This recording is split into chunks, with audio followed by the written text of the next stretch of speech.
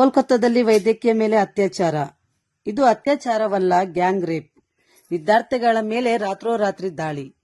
ಸಾಕ್ಷಿ ನಾಶನ ಮಾಡಲು ಮಹಾಯತ್ನ. ನಮಸ್ಕಾರ ಸ್ನೇಹಿತರೆ, ನಾನು ಶಾಂತಿ. ವೆಲ್ಕಮ್ ಟು HD 24x7 ನ್ಯೂಸ್ಗೆ ಸ್ವಾಗತ. ಕೋಲ್ಕತ್ತಾದ ಆರ್ಜಿಕರ್ ಮೆಡಿಕಲ್ ಕಾಲೇಜಿನಲ್ಲಿ ನಡೆದಂತಹ ಭೀಕರ ಅತ್ಯಾಚಾರ ಕೊಲೆ ಬಗ್ಗೆ ಇಡೀ ದೇಶವೇ ರಚ್ಚಿಗೆದ್ದಿದೆ. ದೇಶವ್ಯಾಪ್ತಿ ಪ್ರತಿಭಟನೆ ಗಿಚ್ಚಿಗಿಲ್ಲುತ್ತಿದೆ.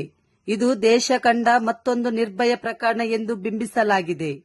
ವೈದ್ಯಕೀಯ ವಿದ್ಯಾರ್ಥಿಗಳ ಮೇಲೆ ದುಷ್ಕರ್ಮಿಗಳು ರಾತ್ರೋರಾತ್ರಿ ದಾಳಿ ಮಾಡಿರುತ್ತಾರೆ. ಅಷ್ಟೇ ಅಲ್ಲದೆ ಆಸ್ಪತ್ರೆಯನ್ನು ನಾಶನ ಮಾಡಿರುತ್ತಾರೆ. ಹಾಗಾದರೆ ಕೋಲ್ಕತ್ತಾದಲ್ಲಿ ನಿಜಕ್ಕೂ ನಡೆಯುತ್ತಿರುವುದು ಏನು?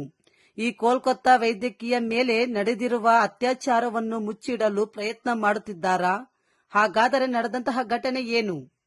ಹತ್ಯೆಗೀಡಾದ ವ್ಯಕ್ತಿ 31 ವರ್ಷದವಳಾಗಿದ್ದು, ಕೋಲ್ಕತ್ತಾದ ಡಾಕ್ಟರ್ ರಾಧಾ ಗೋವಿಂದಕರ್ ಸರ್ಕಾರಿ ಮೆಡಿಕಲ್ ಕಾಲೇಜಿನಲ್ಲಿ 2ನೇ ವರ್ಷದ PG ಮಾಡ್ತಾ ಇದ್ದರು. ಆಗಸ್ಟ್ 9ರಂದು ನೈಟ್ ಡ್ಯೂಟಿ ಇರುವುದರಿಂದ ಆಸ್ಪತ್ರೆಯಲ್ಲಿ ಉಳಿದುಕೊಂಡಿದ್ದಳು. ಆ ದಿನ ರಾತ್ರಿ 11 ಗಂಟೆಗೆ ತಮ್ಮ ತಾಯಿಯ ಜೊತೆಗೆ ಫೋನಿನಲ್ಲಿ ಮಾತನಾಡಿದರು. ಬಳಿಕ ಆನ್ಲೈನ್ನಲ್ಲಿ ಊಟ ಆರ್ಡರ್ ಮಾಡಿದರು. ಜೂನಿಯರ್ ಜೊತೆಯಲ್ಲಿ आत्महत्या का केस है। बाद में वही पुलिस बोल रही है कि ये मर्डर है और जिसको अरेस्ट किया गया he is also a part of police administration. तो मुझे लगता है इसका सटीक इंक्वायरी अगर चाहिए तो CBI होनी चाहिए।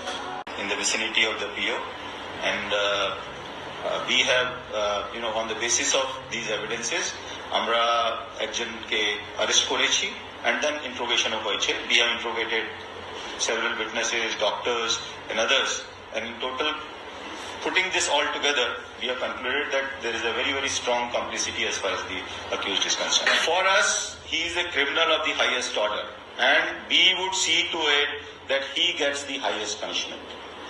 And it is just the beginning of the investigation. We are trying to figure out. We are at the initial stage of investigation. উনি ওখানে এটাই আমরাও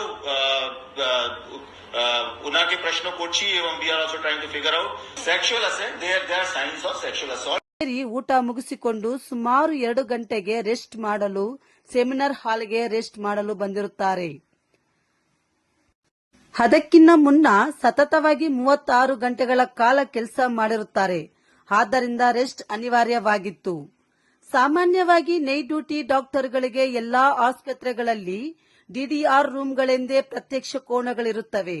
ಆದರೆ ಆರ್ಜಿಕರ್ ಆಸ್ಪತ್ರೆಯಲ್ಲಿ ಆ ವ್ಯವಸ್ಥೆ ಇಲ್ಲದೆ ಇರುವ ಕಾರಣ ಡಾಕ್ಟರ್ S ಸೆಮಿನಾರ್ ಹಾಲ್ನಲ್ಲಿ ರೆಸ್ಟ್ ಮಾಡಕ್ಕೆ ಹೋಗಿದ್ದರು.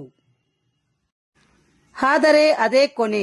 ಅಷ್ಟರಲ್ಲಿ ಸೆಮಿನಾರ್ ಹಾಲ್ನಲ್ಲಿ ಶವವಾಗಿ ಪತ್ತೆಯಾಗಿರುತ್ತಾರೆ. ಅರೆ ನಗ್ನ ಸ್ಥಿತಿಯಲ್ಲಿ ಪತ್ತೆಯಾಗಿದ್ದರಿಂದ ಅತ್ಯಾಚಾರ ಎಸಗಿರುವುದು ಸ್ಪಷ್ಟವಾಗಿರುತ್ತದೆ. ವೈದ್ಯೋ ನಾರಾಯಣ ಹರಿ ಅಂತಾನೆ ಕರಿತೀವಿ. ಜೀವ ಉಳಿಸುವ ಡಾಕ್ಟರ್ ಅನ್ನು ದೇವರಂತೆ ಕಾಣುತ್ತೇವೆ.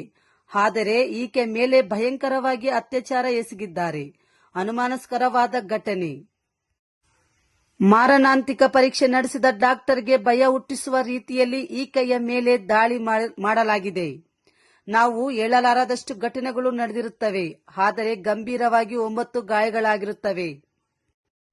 ಸ್ವಲ್ಪ ದೂರದಲ್ಲಿ ಒಂದು ಬ್ಲೂಟೂತ್ ಬಿದ್ದಿತ್ತು.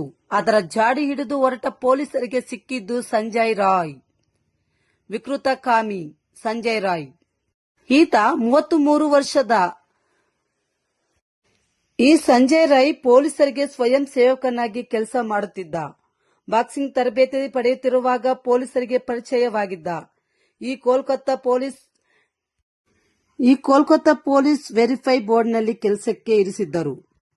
ಬಳಿಕ ಈ ಮೆಡಿಕಲ್ ಕಾಲೇಜಿನ ಪೊಲೀಸ್ ಔಟ್ಪೋಸ್ಟ್ನಲ್ಲಿ ಕೆಲಸ ಮಾಡುತ್ತಿದ್ದು, ಹೀಗಾಗಿ ಪೊಲೀಸರ ಪರಿಚಯದಿಂದ ಎಲ್ಲಿ ಬೇಕೋ ಅಲ್ಲಿ ಆರಾಮಾಗಿ ತಿರುಗಾಡುತ್ತಿದ್ದ. ಯಾವ ಡಿಪಾರ್ಟ್ಮೆಂಟ್ಗಾದರೂ ಹೋಗುತ್ತಿದ್ದ.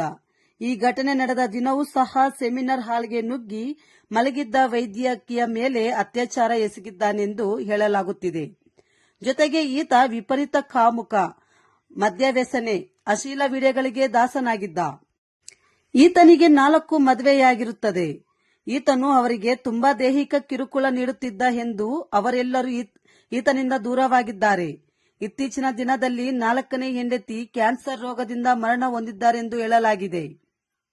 ನಿರಂತರ ಸುದ್ದಿಗಾಗಿ ಹುಬ್ಳಿ ಧಾರವಾಡ ನ್ಯೂಸ್ ಅನ್ನು ವೀಕ್ಷಿಸಿ.